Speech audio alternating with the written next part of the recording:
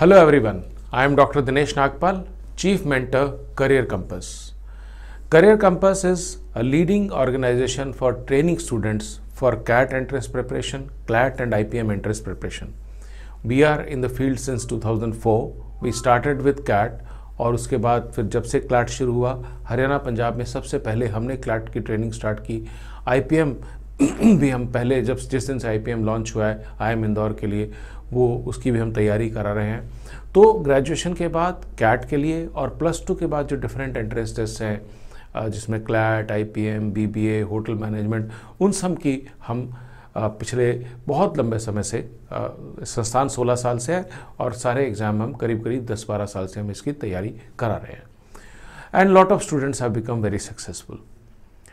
मेरे पास बहुत सारे बच्चों के इंग्लिश के सेक्शन को लेकर सवाल आते हैं कि सर जो डिफरेंट एंट्रेंस एग्ज़ाम है, कैट है, आईपीएम है, क्लैट है, उसमें जो इंग्लिश का सेक्शन है उसमें क्या क्या रहता है।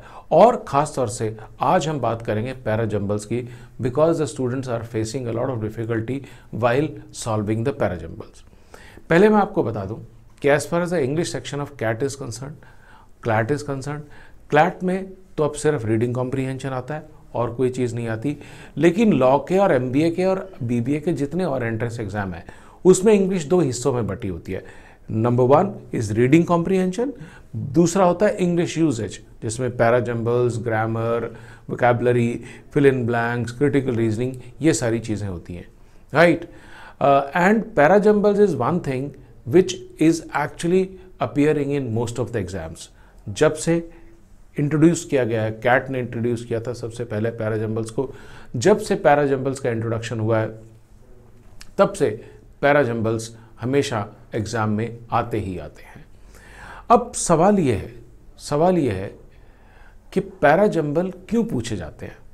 Y does want to CAT test a student for para jumbles और any other entrance exam, English के सेक्शन में पैरा जंबल्स क्यों। Before that I would like you to understand the definition. I like to share the definition of parajumbles. Parajumbles क्या है? Jumbled up paragraphs. मुझे paper set करने के लिए कहा गया। I am looking at the paper. I want to make a paper. मेरे को पैराजम्बल बनाने। मैंने एक पैसेज पढ़ा, मुझे वो अच्छा लगा, मैंने उसमें से 4 सेंटेंस उठा लिए, 5 उठा लिए, 6 उठा लिए, उनका ऑर्डर मिसमैच कर दिया और उनको कोडिंग दे दी ABCD 1 2 3 4 QPQQRS जो भी दे दिया, एंड फिर आपको बोला इसको लॉजिकल ऑर्डर में लगाइए। So para jumbles are jumbled up paragraphs. Basically you are given a paragraph but the sentences are not in right order. जैसे मैंने कहा सेंटेंस राइट ऑर्डर में नहीं होते। It is up to you to untie this knot, आपको सीधा करना है उनको और वो सेंटेंस को लॉजिकल ऑर्डर में फिक्स करना है, right. So this is para jumbles. Now why they are tested या why para jumbles are part of English English section of any competitive exam, bank PO में भी होता है, बहुत सारों में होता है। उसका सिंपल रीज़न ये है, जो टेस्ट है आपका इंग्लिश का उसमें 2 चीज़ें पेपर सेटर या जो लोग आपको जॉब देना चाहते हैं, जो आपको एडमिशन देना चाहते हैं, वो कैट हो, बीबीए हो, आईपीएम हो, लॉ के दूसरे एग्ज़ाम हो, तो वो क्या देखते हैं कि आपकी इंग्लिश की समझ कितनी है। समझ means how much you can relate with the theme and how much logic you can understand. तो पैरा जंबल में क्या होता है, देखिए कोई भी ऑथर जब एक पैसेज लिखता है तो एक लॉजिक से चलता है, राइट। ऐसा तो है नहीं कि कभी यहाँ कभी वहाँ कि कभी कुछ भी बोल देगा, there has to be a logic. तो वो ये देखना चाहते हैं कि आप शॉर्ट पैसेजेस पढ़ के whether you will be able to understand the logic, whether you will be able to get the theme of that particular passage, that is why they jumble it up, ठीक है, right. तो ultimately क्या है, is this a test of English language? Yes, but majorly it is a test of logical understanding of things. और चूंकि paper English में है तो इंग्लिश में ही होगा। अब ये इसलिए पैराजंबल टेस्ट करते हैं। और आपको एक मैं बहुत अच्छी सूचना देता हूं that even if your English is weak, now listen to me carefully, even if your English is weak, you can actually get up to 100% accuracy in parajumbles. Parajumbles होते कितने टाइप के? 3 टाइप के। फर्स्ट 4 सेंटेंस टाइप जिसमें 4 sentences है, right. Second 5 sentence type जिसमें generally first fix रहता है, रेक्स्ट for rotate करते हैं। देन 6 सेंटेंस टाइप, 6 सेंटेंस में फर्स्ट एंड लास्ट, और फर्स्ट एंड लास्ट ये फिक्स होते हैं, ये 4 बीच में उनका ऑर्डर डिसरप्ट किया जाता है, and you have to actually solve make a right order with them, right. So para jumbles 3 तरह के होते हैं, as I have told you, and the reason I have also told you. अब सवाल ये है कि हम पैराजम्बल को सॉल्व कैसे करें। Lot of students when they start doing parajumbles, वो क्या करते हैं, चारों ऑप्शन में बारी बारी चारों सेंटेंसेस फिट करके देखते हैं। मान लीजिए कोई 4 सेंटेंस का पैराजम्बल आया, तो they fit the sentences in para options and try to solve it. Please understand, अगर आप इस तरह से, जिस तरह से आप, मैंने बोला कि बच्चे ऐसा करते हैं, ऐसा अगर आप करेंगे तो आप कभी भी किसी भी कीमत पे पैराजम्बल ठीक नहीं कर सकते। पैराजम्बल को ठीक करने के कुछ तरीके हैं, कुछ टेक्निक्स हैं। मान लीजिए आपने पैराजम्बल पढ़ा और आप उसकी थीम को या उसके ट्रेल ऑफ लॉजिक को, यानी कि जो उसका लॉजिक का रास्ता है, उसको फॉलो नहीं कर पा रहे, then what should you do. कैसे पता लगे कि कौन सा सेंटेंस पहला है, कौन सा दूसरा, कौन सा तीसरा, कौन सा चौथा, right. It becomes difficult. So then we tell the students to adopt a technique called finding the mandatory pairs. Mandatory pair का मतलब क्या होता है, ऐसे 2 वाक्य, 2 सेंटेंस जो एक दूसरे के बिना जिनका गुजारा नहीं चल सकता। फॉर एग्जाम्पल, अगर मैं आपको कहूं if you will drive fast you will meet with an accident, you will meet with an accident if you drive fast, तो ये 2 सेंटेंस ऐसे हैं जो एक दूसरे के बिना अधूरे हैं। तो अगर हमें ऐसे सेंटेंसेस का पता लग जाए, तो ऑब्वियसली 2 ऐसे सेंटेंस का पता लग जाए जो एक दूसरे के बिना नहीं रह सकते, तो बाकियों को ढूंढना हमारे लिए आसान हो जाएगा। This is called mandatory pairs. अब मैंडेटरी पेयर को पहचानते कैसे, देखिए, if you read a newspaper, तो न्यूज़पेपर में क्या लिखते हैं, prime minister Narendra Modi address the nation today. Mister Modi emphasized a lot on social distancing. He also talked about how lockdown has helped the country. ठीक है, तो आप नोटिस कीजिए, पहले हमने पूरा नाम लिया, फिर मिस्टर मोदी का, और फिर ही कहा। That is how it is a basic rule of grammar. इसमें कोई रॉकेट साइंस नहीं है। तो पहला नियम ये है that you if it is like this, कि सबसे पहले पूरा नाम लिखा है, फिर मिस्टर मोदी लिखा है, फिर ही लिखा है, then those 2 sentences will come together, जहां पे पहले पीएम नरेंद्र मोदी और बाद में मिस्टर मोदी, ऑब्वियसली, या मिस्टर मोदी और ही। तो this is the first step towards locating a mandatory pair. फिर होता है कॉज इफेक्ट, जो मैंने पहले एग्जांपल दिया था शुरुआत में। कॉज इफेक्ट, कॉज इफेक्ट में क्या है, you will top the CLAT if you will study hard, if you will study hard you will top the CLAT. Mandatory, एक दूसरे के बिना नहीं रह सकते। This is called cause effect, right. तो जहां पर कोई कॉज होगा उसी से इफेक्ट होगा, जहां इफेक्ट होगा उसका कुछ कॉज होगा। सो अगर ऐसे 2 सेंटेंसेस जिनमें एक में कॉज है दूसरे में इफेक्ट है, they will become mandatory pairs, और फिर तीसरा, चौथा या 5वां ढूंढना आसान हो जाएगा। Chronology, chain of events. जिंदगी में, लाइफ में, हर सिचुएशन में किसी ना किसी में चेन ऑफ इवेंट्स होती है।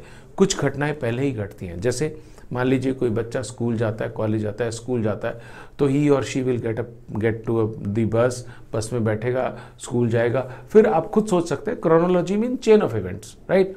तो सबसे पहले ऐसी आप सेंटेंसेस में आपको कुछ नहीं समझ में आ रहा बट कुछ दिख रहा है, follow the chain of events and you will get mandatory pairs. Then time reference, देखिए 3 टाइम जोन है हमारे पास, present, past, future. Generally authors जो है वो प्रेजेंट से स्टार्ट करते हैं। The world is facing a huge climate change today, our glaciers are sinking and the sea water is increasing. This has happened due to indiscriminate use of natural resources by mankind. The day is not far when the civilization will struggle for many things, right? तो देखा आपने, present से शुरू किया, past में आया और future में गया। पर अगर नहीं भी होगा, मान लीजिए उसने प्रेजेंट से स्टार्ट नहीं किया, उसने फ्यूचर से स्टार्ट किया, उसने कहा days are not far when the civilization will struggle to survive, right, तो वो फ्यूचर से भी कर सकता है, बट अंडरस्टूड है कि अगर वो उसने कहा डेज आर नॉट फार तो फ्यूचर वाला पहले आएगा। अगर वो जो मैंने पहला एग्जांपल दिया तो टाइम रेफरेंस से आप बहुत आसानी से मैंडेटरी पेयर निकाल सकते हैं, right. So these are the 4 methods of mandatory pair, जिससे आप 2 ऐसे सेंटेंस जिनका आपस में एक दूसरे के बिना काम नहीं चल सकता, the moment you locate this mandatory pairs you will find it very easy to solve the para jumbles. और कुछ इंपॉर्टेंट रूल्स क्या हैं? कुछ इंपॉर्टेंट रूल्स, यूनिवर्सल ओपनर्स। देखिए, if there is a philosophy, there is a truth, या कोई एक general जो बात शुरू हो रही है वो यूनिवर्सल ट्रूथ होगा।